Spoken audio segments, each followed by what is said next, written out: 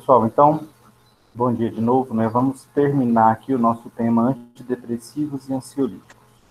Como eu disse para vocês, essas doenças, elas podem ter momentos de agravos agudos, como, por exemplo, a ansiedade, que tem crises, né? Ataques, especialmente ataques de pânico, que são ataques de medo exacerbado, episódios de terror. E a depressão também tem momentos de depressão mais profunda, né? Especialmente em pessoas ali que chegam num estado melancólico, de vazio existencial e tentam suicídio.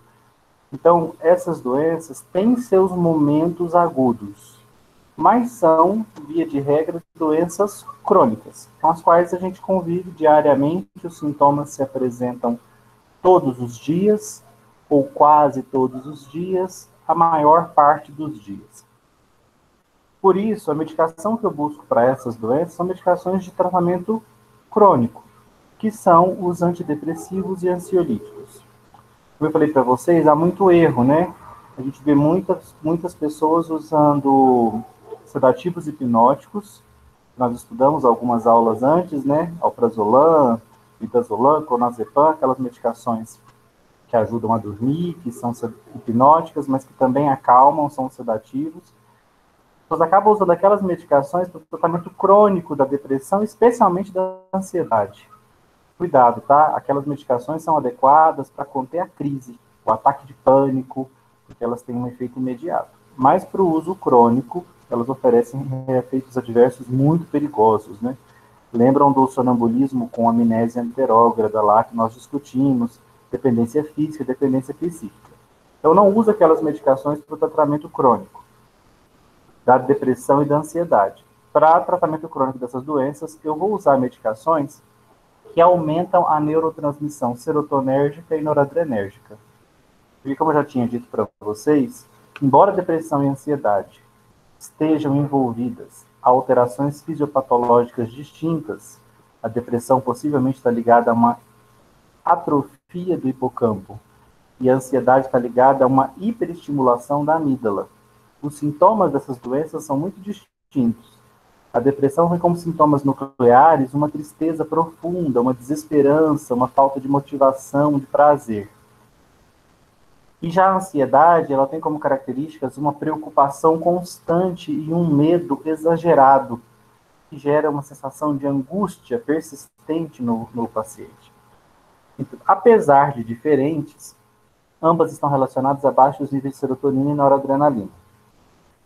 Por isso, aumentar serotonina e noradrenalina no sistema nervoso central tem se mostrado efetivo para tratar a depressão e a ansiedade. Para todo mundo? Não. É por isso que a gente diz que a gente só tem uma teoria sobre o que causa depressão e ansiedade, porque se isso fosse uma verdade, valeria para todo mundo. Bastava eu dar um medicamento que aumentasse serotonina e noradrenalina no cérebro e todos os depressivos e todos os ansiosos se curariam. Na prática, a gente vê que a grande maioria se beneficia desses medicamentos, que aumentam serotonina e aumentam noradrenalina no depressivo e no ansioso. Cerca de 7 a 8 em cada 10. Então, tem 70% de eficácia. O problema é que 20 a 30%, ou seja, 2 a 3 em cada 10 pacientes, não vão responder ao aumento de serotonina e noradrenalina. Nós vamos falar deles daqui a pouco. Então, vamos lá. Como eu tinha te falado com vocês também, as medicações que tratam depressão e ansiedade aumentam serotonina e noradrenalina, mas não aumentam a produção desse neurotransmissor. O que eles fazem é impedir que esses neurotransmissores sejam recaptados pelo neurônio pré-sináptico depois que eles foram liberados na fenda. Então, funciona assim, o neurônio serotonérgico libera serotonina na fenda, e ela estimula o próximo neurônio, o pós-sináptico. Normalmente, ela seria, em seguida, recaptada, voltando para dentro do neurônio pré-sináptico. Quando eu estou sobre o uso de um medicamento que bloqueia a recaptação de serotonina, ele se liga aqui, ó, nesse transportador de serotonina, o SERT. Então, o meu fármaco se liga no SERT, bloqueia o SERT E por isso eu não consigo recaptar a serotonina, ela fica mais tempo na fenda, estimulando por mais tempo o próximo neurônio. A mesma coisa acontece com os fármacos que bloqueiam o NET. O NET é o transportador de noradrenalina.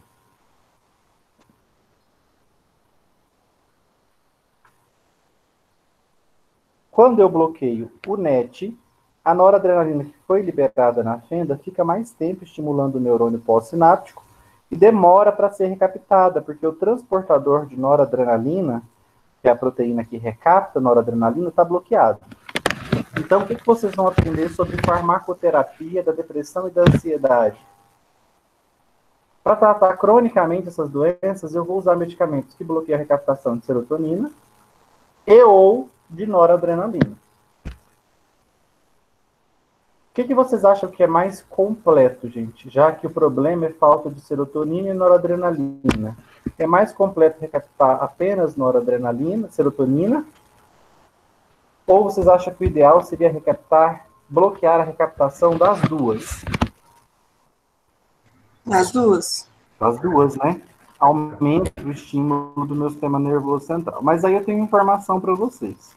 Se eu bloquear só o CERT, se eu impedir a recaptação só de serotonina, eu tenho excelente efeito antidepressivo, olha aqui, ó, aumenta a alegria, aumenta a motivação. Então, tá tratando a tristeza e a anedonia, que são características da depressão. Somente impedindo a recaptação de serotonina, ou seja, bloqueando a ligação do CERT.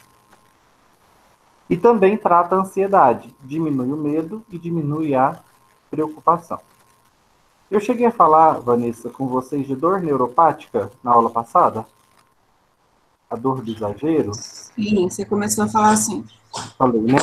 Então, muita atenção nisso, tá? Os medicamentos que bloqueiam apenas a recaptação de serotonina, ou seja, os antidepressivos e ansiolíticos que se ligam apenas no CERT, eles só aumentam serotonina. Então, eles são antidepressivos? São. São ansiolíticos? São.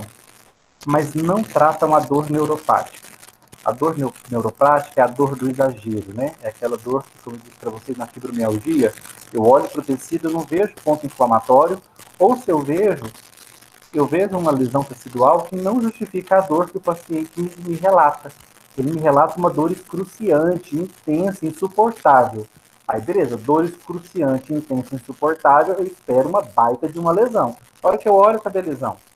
Ou a lesão existe, mas ela é pequena, não justifica aquela dor toda. Normalmente, a dor neuropática está relacionada a uma disfunção do próprio sistema nervoso, das próprias vias de neurotransmissão da dor, que amplificam esse sinal, e o indivíduo acaba sentindo uma dor exagerada. Se eu bloquear a recaptação só de serotonina, eu não trato dor neuropática. É obrigatório, para que o meu antidepressivo e ansiolítico também seja analgésico para a dor neuropática, e ele bloqueie também a recaptação de noradrenalina.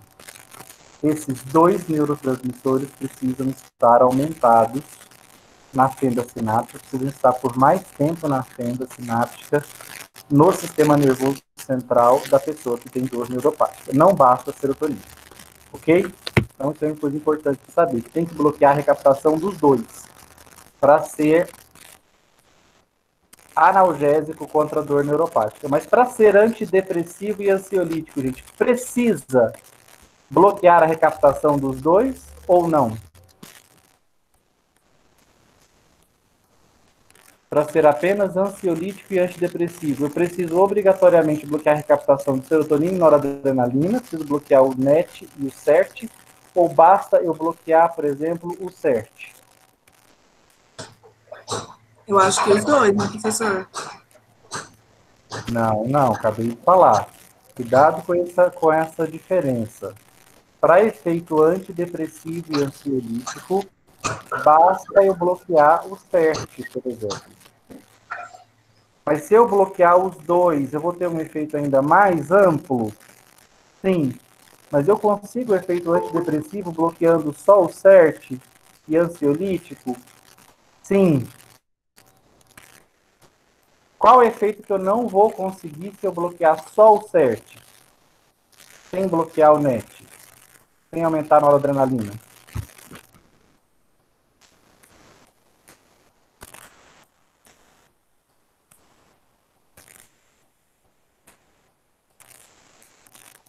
Vamos, gente. Dá um sinal de vida aí para saber se vocês estão entendendo.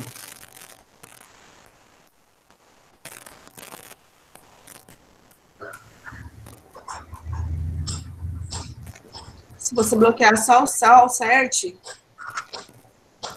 Qual o certo? Eu Não tenho vai efeito ter... depressivo e ansiolítico? Isso, aí não vai Sim ou ter o não? efeito antidepressivo, né? E ansiolítico, sim.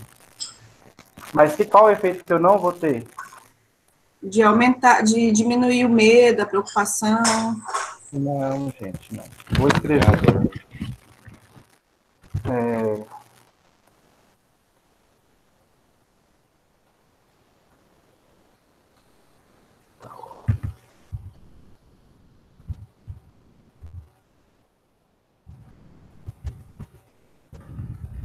Para ter o efeito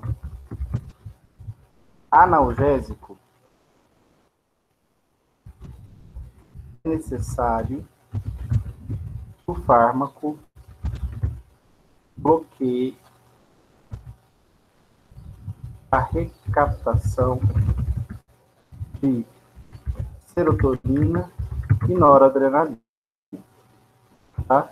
Então, para que ele tenha do analgésico contra a dor neuropática, ele vai precisar obrigatoriamente bloquear a recaptação de serotonina e de noradrenalina. Obrigatoriamente.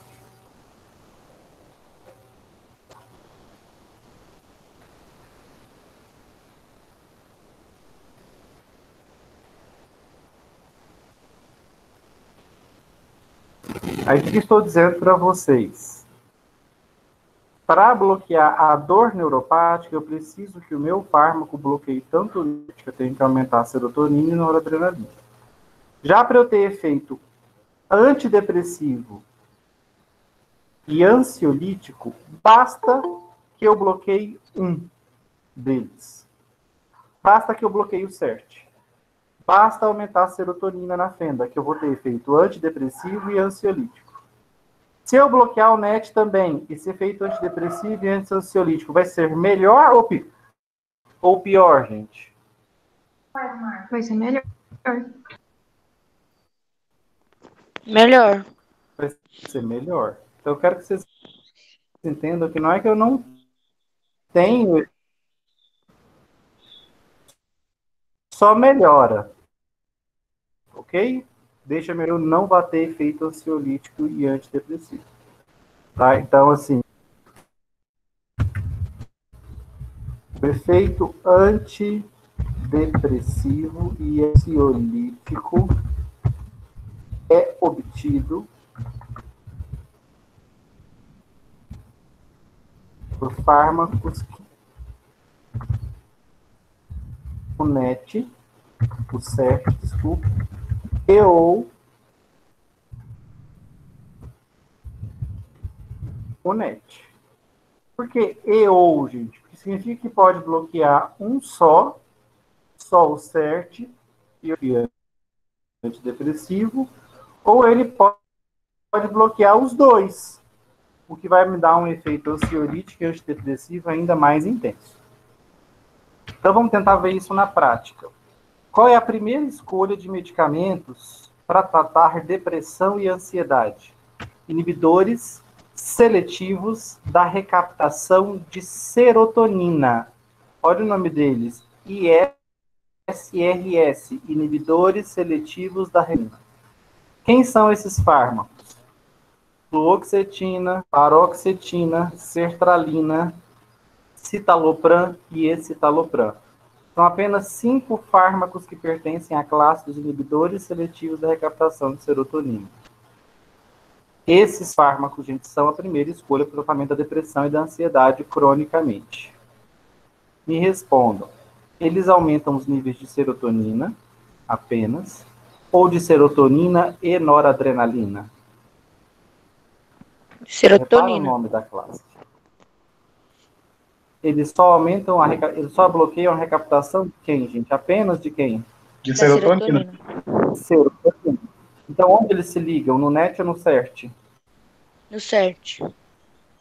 No CERT. Eles se ligam no transportador CERT e bloqueiam a recaptação de serotonina. Por isso a serotonina fica mais na frente.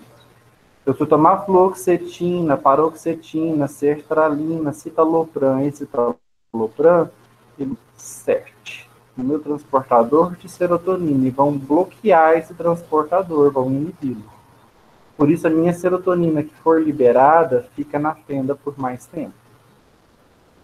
Esses medicamentos são a primeira escolha, gente, e eles são eficazes em 70% a 80% dos pacientes depressivos. Como eu falei a vocês, o depressivo e o ansioso são dois pacientes que estão em sofrimento psíquico. Então, há um desgaste emocional muito significativo. Né? O ansioso, ele está exausto porque ele não aguenta mais essa angústia, essa fadiga, ele dorme mal, o que amplifica a fadiga, o cansaço físico, inclusive.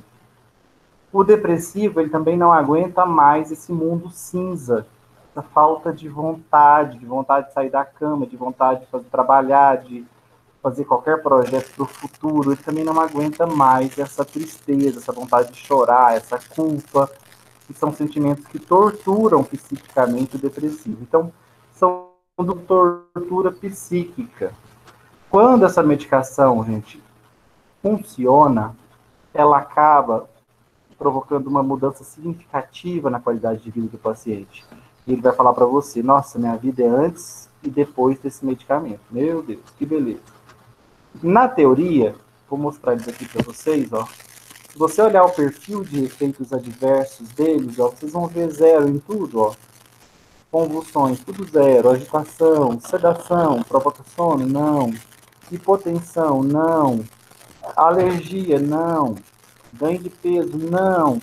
Efeito cardíaco, ó, tudo zero, não. Então, fluoxetina, sertralina, paroxetina, estalopram e citalopram são medicamentos muito bem tolerados. Alguns pacientes vão relatar efeitos gastrointestinais, uma náusea, que normalmente passa com o tempo, a pessoa continuar tomando, ela se adapta. E alguns pacientes vão se queixar de perda da libido. Tá? E nos homens podem até significar impotência em alguns homens. Esse efeito também, gente, não é definitivo, tá? Esse aqui é muito complicado na população masculina, tá? Porque, especialmente no Brasil, né, os nossos homens são muito machistas, então tem muita dificuldade de aceitar que tem uma doença psíquica, tem uma fragilidade emocional. Quando ele aceita, já é uma vitória, e você passa a medicação, se você falar para esse homem que esse medicamento ainda pode provocar perda de libido e de impotência, aí que ele não toma medicação de jeito nenhum. Aí todo o esforço de pelo convencido a se tratar cai por terra. O que esse homem tem que saber? Que pode acontecer uma queda da libido, não obrigatoriamente vai acontecer, que ela pode ser temporária, e caso ele pare de tomar, caso ela aconteça, se ele parar de tomar o medicamento, volta tudo ao normal. Né? Você tem que tirar dele o pânico de que ele vai ficar impotente indefinidamente por conta da medicação, senão não toma. Esses são, ó, as moléculas da fluoxetina, paroxetina, citalopram e escitalopram e sertralina. Os mais potentes dessa classe, gente, são o citalopram e o escitalopram. Teoricamente, eles podem ser usados até por gestantes, exceto a paroxetina, tá? Ela é a única que até o momento está relacionada à malformação cardíaca no feto. Então, a mulher gestante, o ideal é que ela pare de tomar, tá? Porque nós não temos nenhum indicativo de segurança desses medicamentos para a gestante. A paroxetina não pode tomar de jeito nenhum, porque a gente sabe que ela pode estar relacionada a malformações no feto. Vamos para a prática? Vamos para o mundo real? Na prática, gente, Na prática, vocês vão ver as pessoas. Olha só, como é que é o perfil de efeitos adversos dos inibidores seletivos da recaptação de serotonina? Muitos efeitos adversos ou poucos? São seguros ou são perigosos? Na teoria. Aparentemente tem pouco, né? Aparentemente, gente, esses fármacos se aproximam muito do ideal farmacológico, né? Eles são bastante eficazes, como eu falei para vocês, ó, às vezes 80% dos pacientes relatam melhora clínica, ou seja, trata efetivamente a depressão e a ansiedade, então tem eficácia e tem segurança, né, gente? Porque o medicamento ele é inseguro quando ele me provoca uma reação adversa perigosa. Náusea e perda de libido não são reações adversas perigosas, dá para você viver com isso. Então são medicamentos bastante seguros também, o que é muito interessante, né? Eficácia e segurança, tudo que eu busco no medicamento. Na teoria, tá, gente? Na prática, vocês têm que sempre lembrar que farmacologia leva em conta as particularidades de cada pessoa. Olha aqui, ó. Ganho ponderal. Tá falando que eles engordam ou não? Ganho de peso ou não? Eles provocam? Não. Não. Gente, você vai ver paciente relatando que depois que começou a tomar fluoxetina, dobrou de peso. Ele está mentindo? Não. Pode ser uma reação específica dele. Olha, aqui está falando que não provoca efeitos cardíacos, nem alérgicos. Tem gente que vai relatar para vocês, gente, tudo. Aí você vê que na literatura fala, mas não é possível. A literatura está falando que paroxetina é super segura e essa criatura está virando do avesso tomando paroxetina, me relatando 10 reações adversas diferentes. Gente, por incrível que pareça, pode acontecer com um ou outro paciente. Nesses casos, qual é o procedimento? Você faz uma troca. Não adianta insistir. Ah, esse paciente está com manha, ele está mentindo. Não adianta. Se ele está relatando uma série de reações adversas, não adianta. Você vai desistir. Vamos supor que você escolheu paroxetina para começar. Você vai desistir dela e vai passar para uma outra. Por exemplo, esse talopram. Por incrível que pareça, ó, apesar de serem moléculas parecidas, da mesma classe farmacológica, com o mesmo efeito farmacológico, por incrível que pareça, gente, vocês vão ver que tem pacientes que vão não se adaptar com um, você troca por outro dentro da mesma classe, com o outro ela performa igualzinho a literatura está falando. Eficácia, e ela não relata praticamente nenhum efeito adverso. Nenhuma reação adversa medicamentosa. Então você faz trocas aqui dentro primeiro, tá? Muita gente erra nisso. Às vezes a pessoa começa com citalopram e não se adapta, já troca para uma outra classe. Não, eu vou fazer uma troca dentro dessa classe mesmo.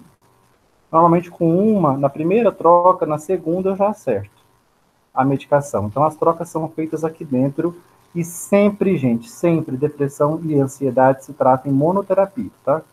Um ou outro desses daqui para aquele paciente que responde. O que não responde, nós vamos falar dele depois.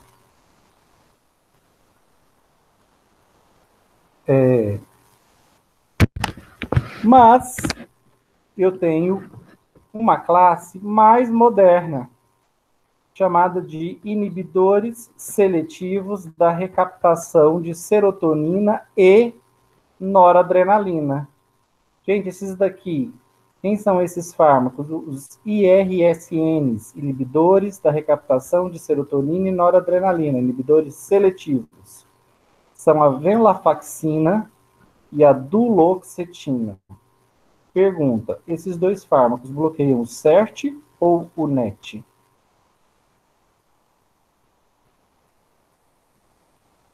Bloqueia os dois. Porque os dois, hein? Bloqueiam os dois, olha o nome deles. Então eles se ligam no CERT e no NET, aumentam tanto noradrenalina quanto serotonina.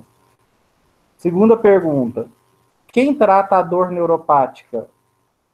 Inibidor seletivo da recaptação de serotonina ou inibidor seletivo da recaptação de serotonina e noradrenalina? Qual desses dois trata? Serotonina e noradrenalina. Ou os dois tratam? Serotonina e noradrenalina. Só ele trata a dor neuropática. Então esse aqui, ó, ele tem triplo mecanismo. Ele é antidepressivo, ansiolítico e ainda trata a dor A neuropática. dor neuropática. Esse aqui, como só bloqueia a recaptação de serotonina, ele é ansiolítico e antidepressivo. Não trata a dor neuropática. Essa classe, até hoje, a gente só tem 2 fármacos, tá? Que tratam essa classe. A venlafaxine, que tratam a depressão, né? Que são inibidores seletivos da recaptação de serotonina e noradrenalina. Duloxetina e venlafaxine. Até muito pouco tempo atrás, a gente vê venlafaxine e duloxetina eram protegidos por patente. Então, eles custavam na casa dos 300 e poucos reais, o que os tornava de muito difícil acesso para a maioria da nossa população. A patente, se não me engano, de ambos já caiu. Eles continuam mais caros que todos esses daqui, tá? Inclusive, é um motivo para esses 5 aqui ainda serem a primeira escolha. Eles são mais antigos, eu tenho mais dados sobre eles na população, são mais baratos e são bastante efetivos, apesar de inibirem apenas a recaptação de serotonina. Então, eles ainda são a primeira escolha. Só que esses daqui, vocês concordam que eles são mais modernos? Porque eles também bloqueiam o NET.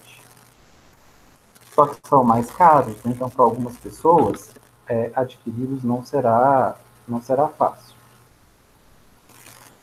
No caso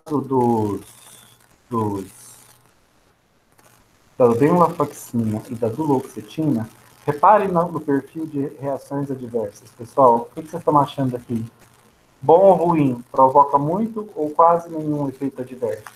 Muito seguro, né? Olha a duloxetina, gente. Não significa que um paciente aí, quando começar a tomar uma dessas medicações, não relate para você efeitos adversos. Pode ser próprio dele. Mas, na teoria, essas medicações são bastante seguras e muito eficazes no tratamento da depressão e da ansiedade. Seria a nossa linha de tratamento mais avançada. Por que eles ainda não são primeira escolha? Porque são mais caros e porque são mais novos. Eu preciso de mais tempo com eles no mercado para eu ver a resposta populacional, né? Tem que lembrar que o fármaco, às vezes, isso aqui é dado de estudo clínico. No estudo clínico é uma beleza. Mas do clínico, preciso olhar como é que esse medicamento funciona na população. E na população mundial são milhões de pessoas, bilhões de pessoas. E a população de milhões de usuários, se eles continuam essa Coca-Cola toda que foi no estudo clínico. Não necessariamente terão. Estão sobre análise, mas são medicações bastante seguras. Ó, essa é a venlafaxina e a desvenlafaxina, e essa é a duloxetina. Se vocês olharem na bula deles, ó, além de tratar, ó, TDM é depressão maior, transtorno de depressão maior, TAG, transtorno de ansiedade generalizada. Além de tratar depressão e ansiedade, eles também tratam, olha aqui, ó, dor crônica. Então, por quê? Porque eles também bloqueiam a recaptação de noradrenalina. São serviços com baixo perfil de efeitos adversos. Então, muitas pessoas que tomam essas medicações aqui, a duloxetina e venlafaxina, relatam, inclusive, que algumas dores com as quais elas conviviam desaparecem. Aquela pessoa que tinha crises de enxaqueca relata, nossa, minhas crises de enxaqueca sumiram. Ou que tinham fibromialgia junto com depressão, junto com ansiedade, elas acabam tratando tanto a doença provocando dor, quanto a depressão e a ansiedade. Lembrando que em muita gente, depressão e ansiedade podem estar rápidas, né? A pessoa ter as duas. Muito comum que o ansioso também desenvolva depressão. Não é tão comum que o depressivo desenvolva ansiedade, que o ansioso também desenvolva depressão. Esses medicamentos que são a primeira escolha, que bloqueiam apenas a serotonina e noradrenalina, eles estão disponíveis normalmente no nosso SUS, inclusive gratuitamente. Qual deles? Depende do estado, depende da relação de medicamentos essenciais do estado e do município. Mas, normalmente, estado e município tem um ou outro desses daqui. Alguns estados e municípios chegam a ter 2 ou 3 deles para distribuição. Esses aqui, até onde eu saiba, não constam ainda nas relações de medicamentos essenciais, tá? Então, eles são mais caros, a população não consegue isso aqui de graça em posto de saúde ou em hospital. Elas vão precisar comprar essa classe mais moderna. Dúvidas, gente, até aqui? Tranquilo. Gente, comecei com a depressão e da ansiedade. Quais são as minhas primeiras escolhas?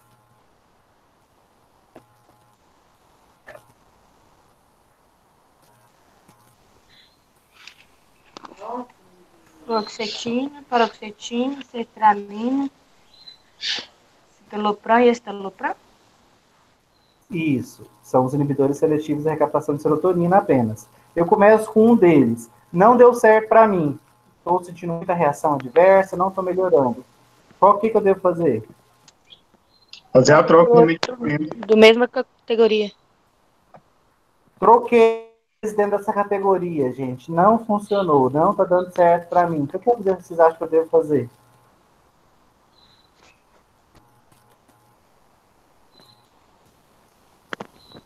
Ó, tentei fluoxetina, não colou, tentei paroxetina, também não deu certo. Citalopram, o que você acha que eu devo fazer depois de fazer 2, 3 tentativas aqui dentro? Troca pelo aqueles... Eu esqueci o nome. Os IRSN. Troco por venlafaxina ou duloxetina, né? Eu tento Isso mesmo.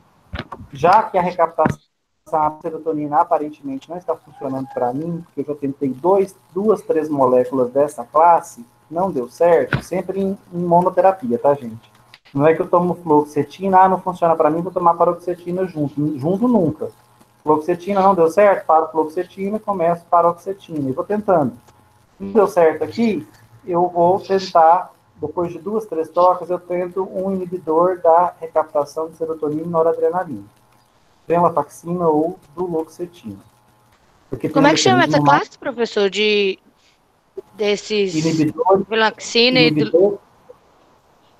inibidores da recaptação de serotonina e noradrenalina. IRSN. Mas eles são diferentes. Eles são diferentes porque eles são mais atuais, é? Eles são diferentes porque eles bloqueiam, além do CERT, eles também bloqueiam o NET. Ah, sim. Aumenta noradrenalina e serotonina. Essa primeira classe bloqueia apenas o CERT. Então, eles só aumentam serotonina na fenda. Uhum. Entendeu? Essa segunda classe aqui tem um mecanismo mais amplo. Pessoal, vamos ver aqui esses aqui, ó, tricíclicos. Olha que interessante, tricíclicos. O que é tricíclico? Quem são os tricíclicos? Triptilina, imipramina, clomipramina, nortriptilina. Interessante. Eles são inibidores não seletivos da recaptação de serotonina e noradrenalina. Opa! Serotonina e noradrenalina. Eles bloqueiam só o DET, só o CERT ou os dois? Os dois. Os dois. Os dois. Que dúvida que está surgindo aí na cabeça de vocês agora? Eles estão parecidos com quem, gente? Com a duloxetina, né? Duloxetina. Com a duloxetina. Com a duloxetina, não então? Isso, aham. Mas o que é a diferença aqui, ó? Inibidores seletivos e inibidores não seletivos. O cíclico recebe essa designação de não seletivos, é porque, de fato, esses fármacos bloqueiam o CERT e bloqueiam o NET. Então, noradrenalina e aumentam a serotonina. São antidepressivos, gente? Sim. São ansiolíticos? Sim. E tratam a dor neuropática? Sim. Também. Sim, também. Qual que é a diferença, então, professor? A diferença, gente, olha esse quadro aqui, ó. Antidepressivos tricíclicos, amitriptilina, clomipramina, doxepina, imipramina, trimipramina, nortriptilina. Agora olhem o perfil de efeitos adversos. Nossa, é absurdo, hein? Convulsão, pode Sim. causar? Pode. Tem Sim. epilepsia, é boa ideia tomar esses medicamentos se eu sou epilético? Não. Não. Não. Sedação, provoca sono? Sim. Sim, então é bom usar esse antidepressivo estudando, trabalhando, dirigindo? Não. Não. Pode alterar a pressão? Pode Sim. ter efeito cardíaco? Pode provocar ganho de peso? Gente, pode Sim. tudo. É porque Nossa. eles recebem esse termo aqui, ó. Isso Não é brabo. seletivos. Por que eles não são não seletivos? É porque a gente chama esses fármacos aqui de fármacos promíscuos. O que é alguém promíscuo? É uma pessoa que sai se relacionando com todo mundo, né? Um fármaco promíscuo é um fármaco que também sai se ligando em todo mundo. Então, eles bloqueiam o NET e o CERT? Sim. Só que, gente, além disso, eles saem se ligando na maioria dos receptores do sistema nervoso central. Liga em receptor de histamina, liga em receptor de acetilcolina, liga em receptor de noradrenalina, eles saem se ligando em vários outros receptológicos no sistema nervoso central. Por isso, eles têm um vasto perfil de efeitos adversos.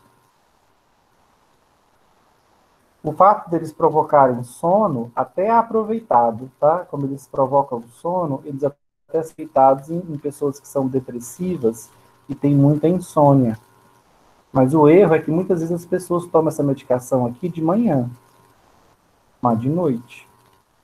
Então, o que aconteceu, gente? Só para vocês terem uma noção de ordem cronológica. Ó, eles todos são tricíclicos, ó, e quando você olha a estrutura química, você entende por que eles receberam esse nome de tricíclicos.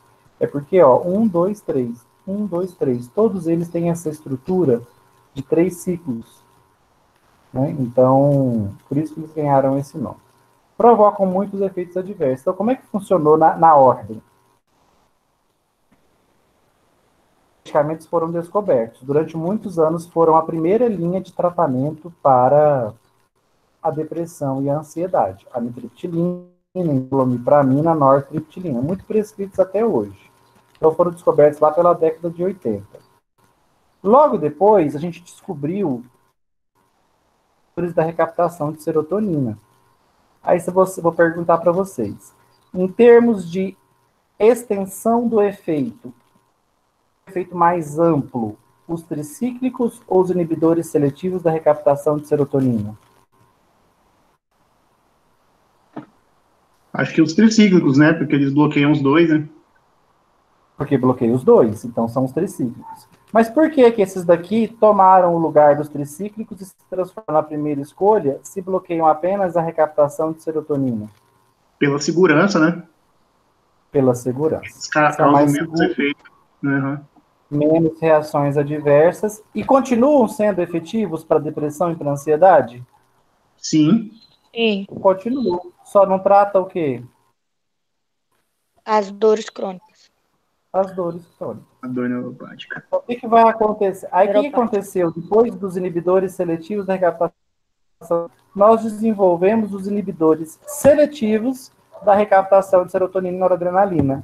Concordam comigo, gente, que venlafaxina e duloxetina são uma superação de quem? Dos ISR. Dos Dos tricíclicos. Dos tricíclicos. Correto. Dos tricíclicos. E dos IS também? Também. Sim. Sim. Em relação aos tricíclicos, venlafaxina e duloxetina mantêm o mesmo mecanismo, bloquear NERT e STERT, com a vantagem de que são específicos, de que não saem se ligando em outros receptores e, portanto, têm menos reações adversas. Em relação aos inibidores seletivos de recaptação de serotonina, a vantagem é que venlafaxina e duloxetina é tão segura quanto, e ainda por cima tem um efeito mais amplo, porque também bloqueiam o NET. Aumentando noradrenalina também e, portanto, tendo também efeito analgésico para dor crônica, neuropática, a dor exagerada. Gente, era dessas que eu queria falar com vocês, para vocês com mais destaque. Você vai me falar assim, professor, o que é esse IMAL aqui? IMALs aqui, ó, moclobemida e tranilcipromina. O que é IMAL, gente? MAL. Tá vendo que eu desenhei a MAL aqui, ó? Enzima. Ela tá fazendo o que com a noradrenalina e ela tá fazendo o que com a serotonina? Ela está inativando, ela é uma enzima que degrada essas substâncias. Ela degrada noradrenalina e degrada serotonina. Para quem não sabe, MAL é monoamina oxidase. A enzima MAL é a enzima monoamina oxidase. Ela está degradando serotonina e ela é uma enzima que degrada noradrenalina. Essa pergunta, para o depressivo e para o ansioso, é interessante eu degradar serotonina e noradrenalina, diminuir as quantidades delas no cérebro? Não. Do depressivo e do... Não, né, gente? Se você respondeu sim aí, você está completamente perdido. Assiste essa aula de novo depois. A resposta é não, é muito não, porque o problema do depressivo e do ansioso é justamente que está faltando serotonina e faltando noradrenalina. Se eu começar a degradá-las, se eu começar a inativá-las, aí que vai faltar serotonina e noradrenalina mesmo. A piorar. Então eu tenho fármacos que inibem a MAL, inibem essa enzima, por isso que eles são chamados de são inibidores da monoamina oxidase, ou seja, eles inibem a enzima que degrada noradrenalina e serotonina.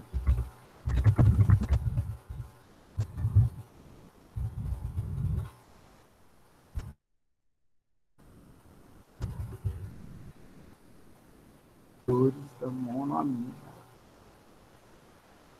oxidase. Quem são eles? Moclobemida. Gente, inibidores da MAL aumentam a noradrenalina no cérebro porque param a degradação delas. Como a MAL é uma enzima que degrada noradrenalina e serotonina, se eu deixar a MAL inibida, moclobemida ou copranilcipromina, eu vou conseguir manter os níveis de serotonina e noradrenalina mais altos. Qual é o problema, gente? Está excessivamente os níveis de serotonina e noradrenalina. Então, eles são relacionados a diversos efeitos tóxicos. Inclusive, gente, uma síndrome chamada síndrome serotonérgica. Aqui, ó. Por quê? Porque pode aumentar demais os níveis de serotonina no cérebro e aumentar os níveis de noradrenalina. Aumentar muito os níveis de serotonina pode até ser síndrome serotonérgica. Eles são pouco seguros, os inibidores da MAL. Inclusive, são os primeiros antidepressivos que surgiram, tá? Surgiram ainda na Segunda Guerra Mundial, logo após a Segunda Guerra Mundial. Então, são medicamentos bem antigos. Foram superados pelos tricíclicos, pelos inibidores seletivos e pelos inibidores da recaptação de serotonina e noradrenalina. Você pode acabar vendo esse medicamento sendo usado na clínica? Até pode. A questão, quem é que vai usar essa medicação, gente? Aquela pessoa que tentou aqui, ó, e não funcionou. Ela tentou aqui, lembra que eu falei que isso aqui funciona para 7 a 8 em cada 10 pacientes? Esses 2 que não respondem a essa terapia, talvez possam se beneficiar do uso de um IMAL. Mas lembrando que inibir a monoamina é perigoso. eu posso aumentar demais os níveis de serotonina e ter uma síndrome serotonérgica, que é fatal. Então, por conta da segurança, eles foram superados há muitos anos. Ah, professor, mas eu conheço uma pessoa que toma. Possivelmente porque tentou aqui, ó, e falhou. É aquele indivíduo atípico. Ele destoa da média populacional. A média da população vai responder bem a esse tratamento aqui ou a esse. Aquele que não responde, às vezes ele pode ser obrigado a usar uma classe alternativa como a MAO, os inibidores da MAO.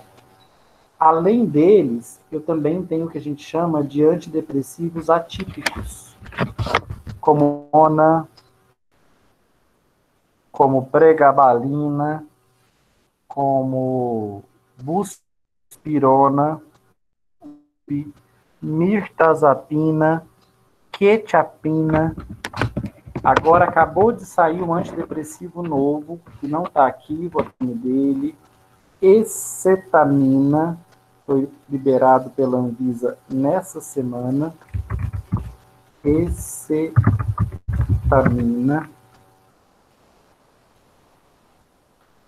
Gente, aqui não vou entrar nessa seara com vocês porque nós não temos tempo.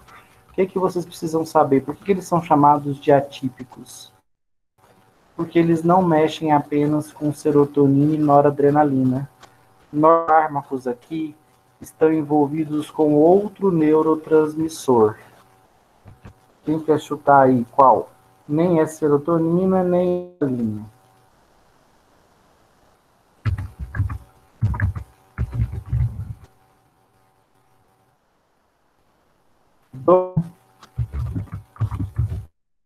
Glutamato. Eles são chamados de atípicos, pessoal, porque eles não... O que é comum no tratamento da depressão? Ansiedade. Eu usar fármacos que alteram a neurotransmissão serotonérgica e noradrenérgica. Mas esses daqui, eles interferem nos níveis de dopamina e glutamato. Essa turma toda aqui, ó, altera os níveis de dopamina. Esse aqui, a escetamina, que é o novo, altera os níveis de glutamato. Então, isso que eles são atípicos, eles alteram neurotransmissores, o foco deles são neurotransmissores distintos, da serotonina e da noradrenalina. Eles também podem melhorar os níveis de serotonina e noradrenalina no cérebro? Podem. Mas o foco deles é o aumento de dopamina e glutamato.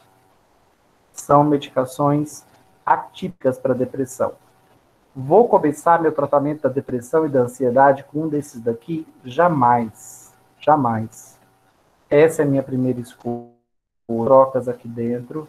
Se não der certo, eu passo para essa. Se eu não tiver dinheiro para comprar essa classe, eu posso tentar essa daqui, ó.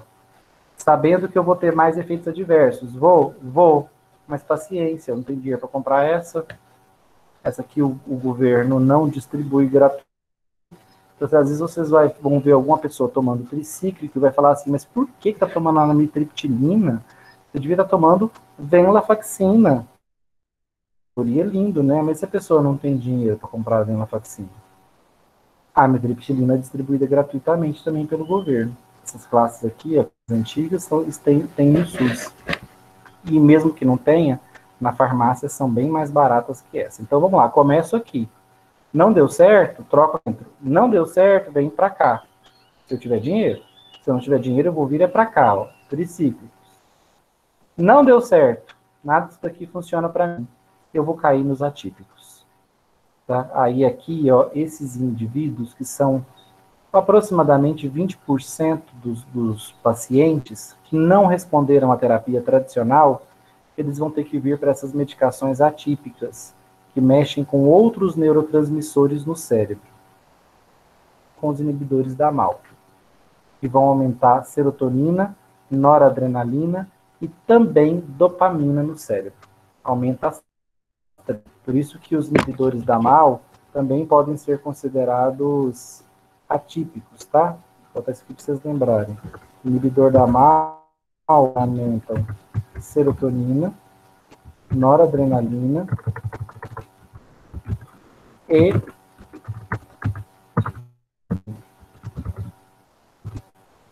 Eles aumentam os três.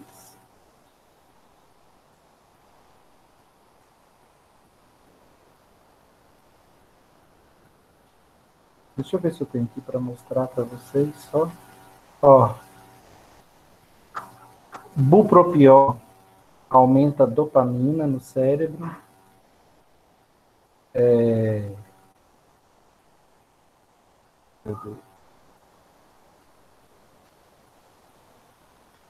Mirtazapina aumenta a serotonina, só que é um sedativo poderoso. Então tem um mecanismo exótico, uma estrutura diferente também, tetracíclico. Aqui é a síndrome serotonérgica, que eu falei que os maus, tá? Porque aumentam muito os níveis de serotonina. O paciente pode ter delírio, coma, hipertensão, taquicardia, mioclonia, hiperreflexia, tremores. Ele pode ter diversos sintomas fatais. Então, aumentar os níveis de serotonina em excesso pode ser fatal para o cérebro. Quando vocês diaforese, tá, gente? Para quem não sabe, é transpiração exagerada. Aquele ritual do Santo Daime, as pessoas fazem uso de um cipó que provoca uma descarga serotonérgica no cérebro. Por isso que eles deliram quando usam o chá. Tem visões, acabam vomitando, passando mal. Por quê? Porque é uma descarga serotonérgica. Eles têm uma descarga serotonérgica tóxica. Porque o cipó, o chá do Santo Daime, é um cipó rico em substâncias serotonérgicas. Tem uma droga de abuso que também provoca uma descarga serotonérgica excessiva no sistema nervoso central, também provoca delírios, que é o êxtase. O êxtase também é uma droga que provoca descarga serotonérgica. Se virem alguém morrendo após o ritual do Santo Daime ou após o uso de êxtase, ele teve uma síndrome cardíaca e acabou tendo uma parada cardíaca depois.